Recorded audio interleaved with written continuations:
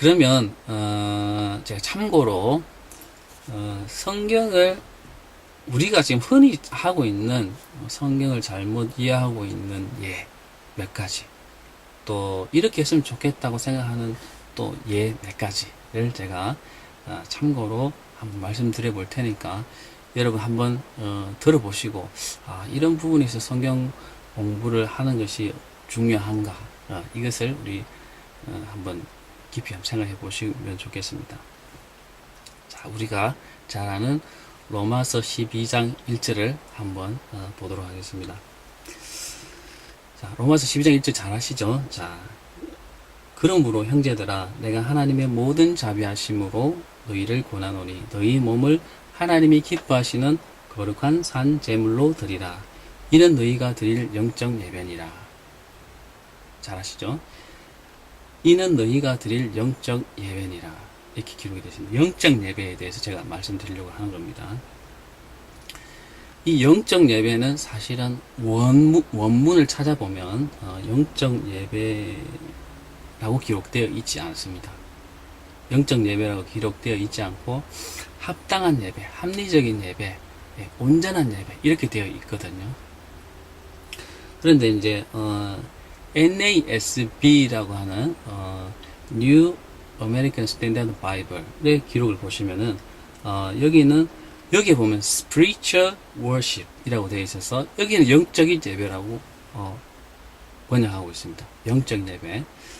그리고 NIV를 보면은 자 Proper Worship, Proper 적당한 합리적인 이런 이제 예배를 말하고 있거든요. Proper 적당한 우리가 드려야 되는 이런 예배 이렇게 말하고 있고, King James 버전을 보게 되면은 reasonable service라고 하고 있습니다. reasonable 합당한 예배라고 말하고 있습니다. 그런 번역이 여러 가지죠. spiritual하고 합당한 reasonable 되는데 영어 번역에 보면은 이게 나뉘고 있습니다. 그러면 우리 그 개혁 개정판 성경 외에 또 다른 성경은 어떻게 말하고 있냐면 성경을 보면 이렇게 되어 있습니다. 이것이 여러분이 드릴 영적 예배입니다. 이렇게 영적 예배라고 말하고 있고, 새 번역에 보면은 이것이 여러분이 드릴 합당한 예배입니다. 이렇게 번역하고 있습니다. 그리고 공동 번역, 가톨릭과 개신교가 함께한 번역에 보면은 이것이 여러분이 드릴 진정한 예배입니다. 진정한 예배 이렇게 번역하고 있습니다. 자, 제가 초도에도 설명드렸듯이 이 원 헬라어 기록상으로 그 단어는 합당하리라는 단어를 뜻을 갖고 있는 단어입니다. 합당한. 근데 왜 영어도 보면은 영적이라는 말을 쓰고 있고 우리 개혁 개정판에도 보면은 영적이라는 말을 쓰고 있는데 왜 그렇게 썼을까? 그냥 그렇게 했을까? 그것이 맞을까? 좀 고민을 해봐야 됩니다. 사실 우리 한국 성경은 처음 초기에 번역될 때 미국판 성경하고 중국 한자 성경을 참고로 해서 번역이 되었습니다. 그렇다 보니까 미국 그 표준 성경에 있는 그 표현들, 영적이라고 하는 그런 표현들을 아마 그대로 갖고 차용해가 와서 영적이라고 했을 그럴 가능성이 높지 않을까 생각해 봅니다. 그런데 헬라어 원문 나오는 그 헬라어 원문에 보면은 그 로기켄이라고 하는 그 단어, 헬라어 단어로 되어 있는데 로기켄은 이제 로기코스라고 하는 단어에서 파생이 됐습니다. 로기코스. 그 로기코스에서 파생이 됐기 때문에 그 로기켄과 로기코스는 같은 어근을 갖고 있거든요. 그런데 그 뜻을 찾아보면, 사실 찾아보시면 합리적인, 합당한, 이성적인 이런 뜻을 가지고 있습니다. 그렇기 때문에 사실은 영적이라고 해석을 하면 안 되는데 그렇게 번역을 하고 있다는 것이죠. 원어에는 그렇게 안 되어 있다는 것입니다. 자, 그런데 우리가 12장 1절을 다시 한번 생각해 보면은 형제들아 내가 하나님의 모든 자비하심으로 너희를 권하노니, 그만큼 간절하게 로마 교회의 성도들에게 권하노니 이런 뜻이겠죠. 너희 몸을 하나님이 기뻐하시는 거룩한 산 제물로 드리라. 이렇게 말하고 있거든요. 너희 몸을 하나님이 기뻐하시는 거룩한 산 제물로 드리라고 하고 있습니다. 구약에서는 구약의 백성들의 이스라엘 백성들의 죄를 해결하기 위해서 하나님께서 어떻게 하셨죠? 제사를 통해서만, 피 흘림이 있는 제사를 통해서만 그 제물에게 죄를 전가시키고 그 제물에 피를 흘림으로써 그 전가된 죄가 사해져서 그 사람의 죄를 사할 수 있다고 사할 수 있는 방법을 하나님께서 주셨거든요. 그래서 반드시 살아있는 제물을 죽이는 그런 과정이 필요하거든요. 그러니까 제물이 필요한 것이죠. 그런 것처럼 너희도 산 제물이 되라는 것입니다. 거룩한 산 제물이 되라라고 사도 바울은 권면하고 있는 거거든요. 그것은 뭐냐면은 구약 시대에는 죄를 사하기 위해서 그 산 제물이 필요한 것처럼 너희들도 세상에 대해서는 산 제물이 되어라. 너희 삶이 세상에 대해서 모범적이어야 된다.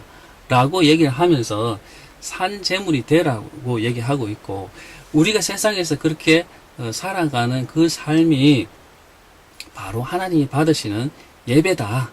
이렇게 말하고 있거든요. 그래서 그것이 우리가 삶을 통해서 말하는 그 예배, 하나님께 드리는 그 삶이 바로 합당한 예배다. 이렇게 말하고 있는 것입니다. 그래서 거기서 합당하지라는 게 맞죠. 그죠? 예, 그래서, 우리가 보이는 세상에서 마음대로 살고, 예배 때는 거룩하게 예배하는 그런 것을 하나님께서 원하시는 것이 아니라 우리 삶을 하나님이 원하시고 기 때문에 그것을 제물로 드리는 것이 합당한 예배다라고 말하고 있는 것입니다. 그런 의미에서 합당하냐는 게 말이 이게 맞습니다. 원 저자의 의도는.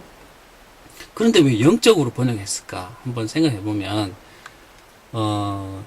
아마 이 제물을 드리는 그 행위는 아마 육적이라고 생각했던 것 같고, 우리의 삶을 들여서 보이지 않는 우리의 희생으로 인해서 드리는 그 예배는 영적이라고 그렇게 상대적으로 비교했던 것 같습니다.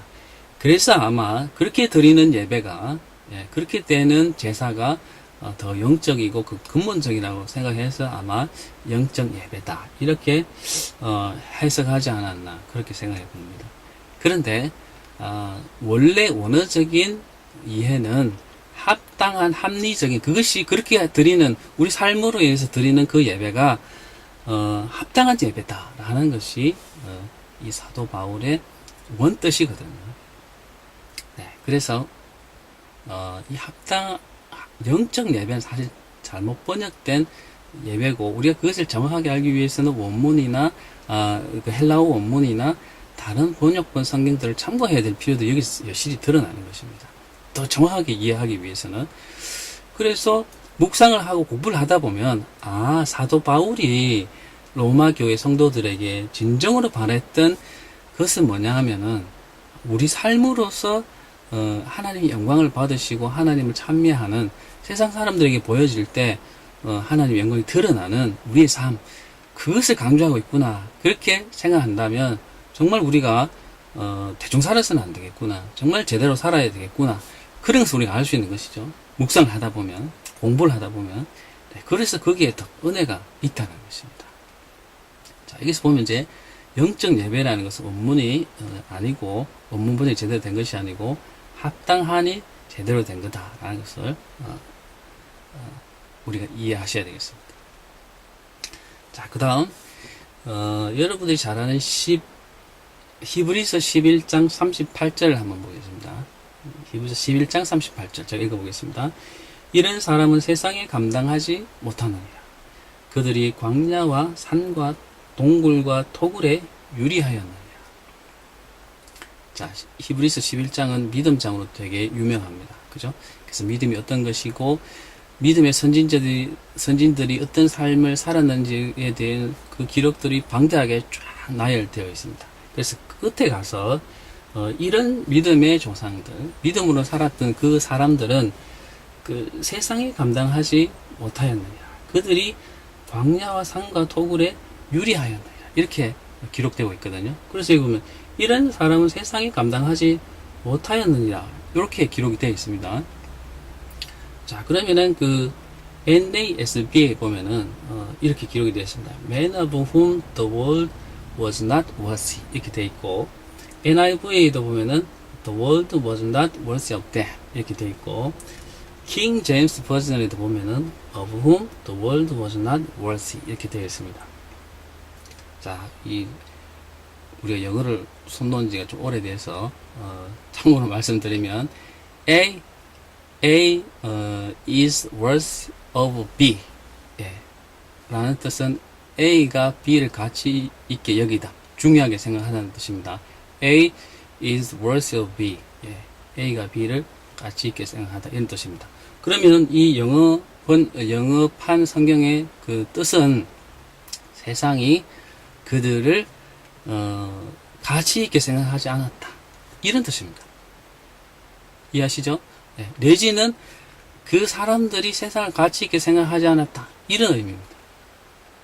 이게 worthy는 중요한 의미가 있는 것이 아니다 라는 그 의미를 갖고 있는 거죠. 그렇기 때문에 나를 worthy이기 때문에 그들을 아주 중요하게 생각하지 않은, 그들도 보지도 않았다는 것입니다. 자, 그러면 현대인 성경은 어떻게 번역하고 있냐면, 세상은 그들에게 아무 가치도 없었습니다. 그래서 그들은 광야와 산과 동물과 땅굴을 찾아다니며 지냈습니다. 세상은 그들에게 가치가 없었습니다. 이렇게 번역하고 있죠. 세 번역은 이렇게 되어 있습니다. 세상은 이런 사람들을 받아들일 만한 곳이 못 되었습니다.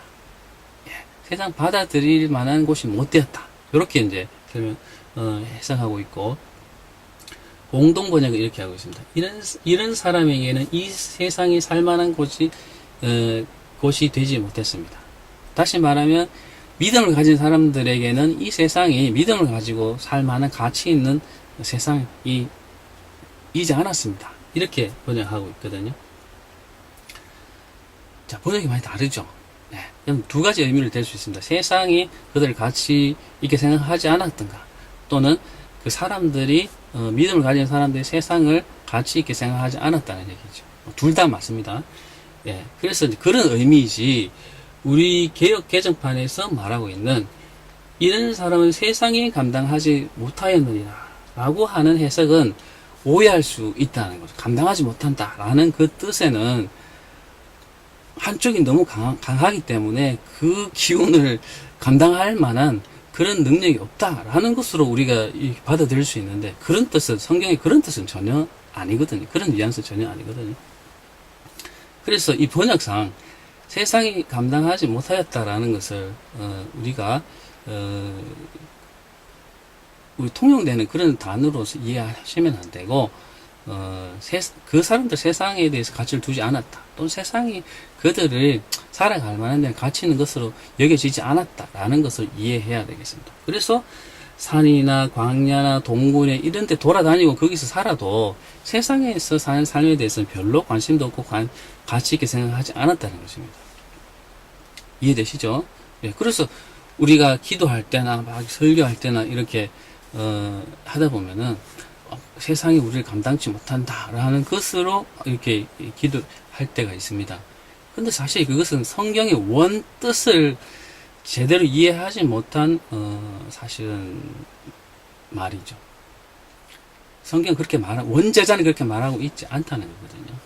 그렇기 때문에 그것을 주의 있게 보셔야 될 필요가 있고, 또 하나는, 자, 그게 우리 성경에 보면은 갈로가 되어 있지 않습니까? 이런 사람은 세상이 감당하지 못하느니라. 갈로가 되어 있습니다. 왜 갈로가 있을까요? 괄호나 꺾은 대갈로가 있는 경우가 있습니다. 성경에 보면 왜 그게 있을까 고민해 보신 적 있죠? 그것은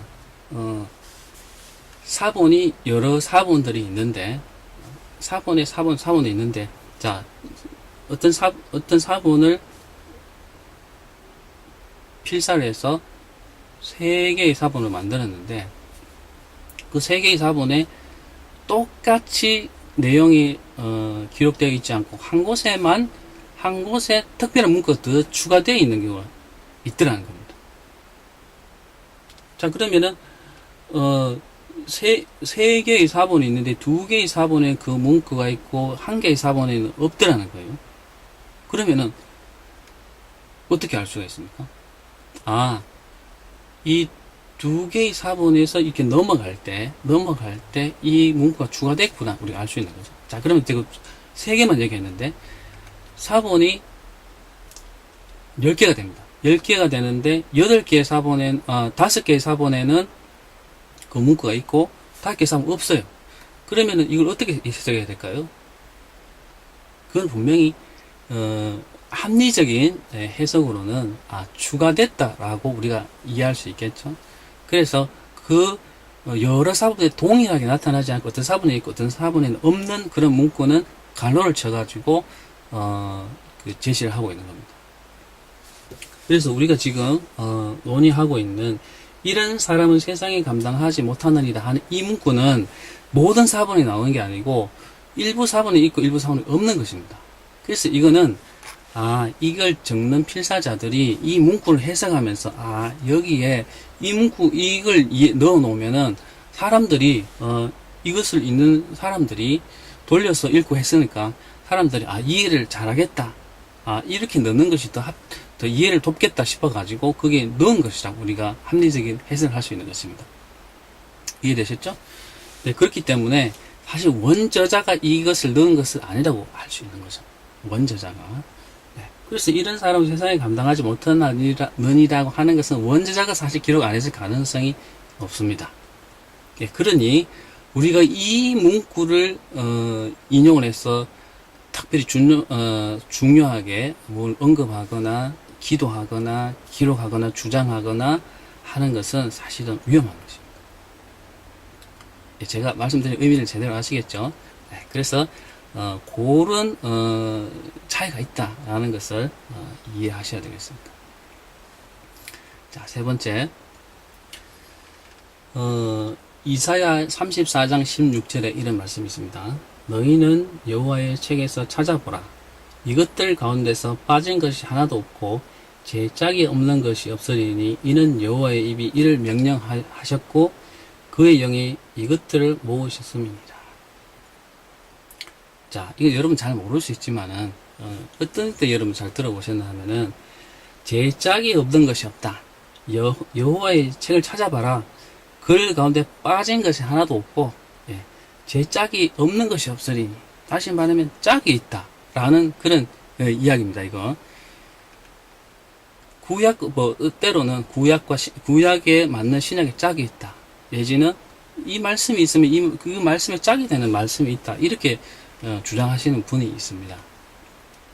들어보셨는지 모르겠는데, 네. 그래서 보면 여호와의 책에 찾아보라고 했거든요. 찾아봐라. 책에 찾아보면은 빠진 것도 하나도 없고 반드시 짝이 있다고 했으니까 그렇게 우리가 이해를 할 수 있습니다. 자, 근데 이거는 잘못된 이해입니다. 자, 왜 잘못된지를 제가 한번 말씀드리겠습니다. 자, 이사야서 34장은 여호와의 계시와 여호와의 경고를 듣지 않는 이스라엘이 망해서 결국은 그 망한 그들이 살던 그 땅에 짐승들이 들어오고 해서 그 짐승들이 많이 살게 될 것이다 라는 부분이거든요. 자, 그러면 제가 한번 12절부터 한번 읽어보겠습니다.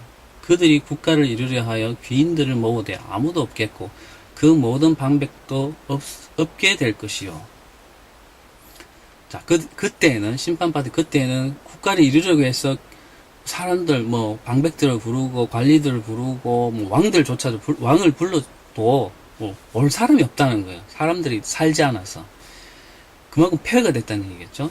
그래서 그 궁궐에는 가시나무가 나며 그 경관성에는 엉겅기와 새품이 자라서 승냥이의 굴과 타조의 처소가 될 것이니 들짐승이 이리와 만나며 순염소가 그 동류를 부르며 올빼미가 거기서 살면서 쉬는 처소로 삼으며 부엉이가 거기서 깃들이고 알을 낳아 까서 그 그늘에 모으며 솔개들도 각각 제 짝과 함께 거기서 모이리라.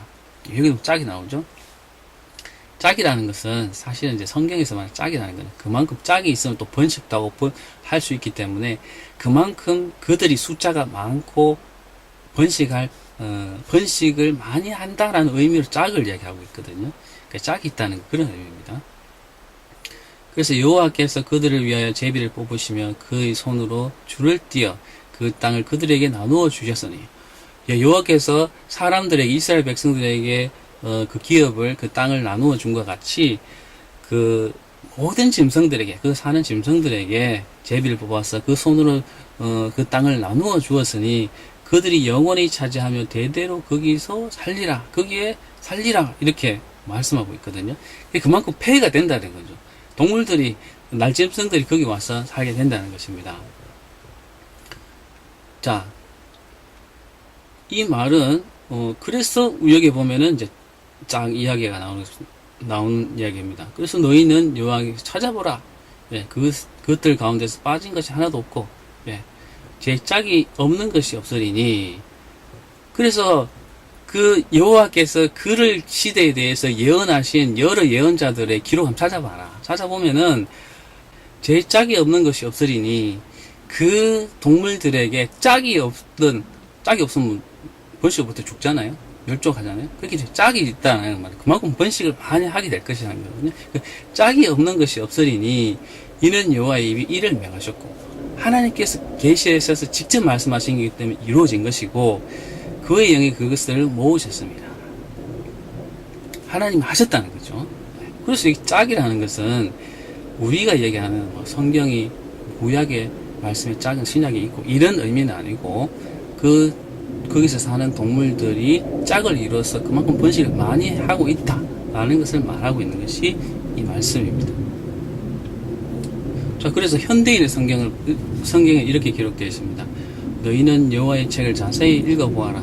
이 동물들 중에 하나도 빠진 것이 없고 그 짝이 없는 것이 없으니 이것은 여호와께서 그렇게 되도록 명령하셨고 성령께서 그것들을 함께 모으셨기 때문이다. 맞죠? 예. 그 짝이 없는 것이 없으니 동물들 가운데 짝이 있어서 번식을 많이 한다는 것입니다. 세 번역이 이렇게 되어 있습니다. 주님의 책을 자세히 읽어보아라. 이 짐승들 가운데 어느 거 하나 빠지는 것이 없겠고, 예. 모든 짐승들이 다 있겠고 이 말이겠고 하나도 그 짝이 없는 짐승은 없을 것이다. 짝이 없는 짐승이 없을 것이다. 계속 번식이 한단 말이죠. 주님께서 친히 입을 열어 그렇게 되라고 명령하셨고 주님의 영이 친히 그 짐승들을 모으실 것이기 때문이다. 예.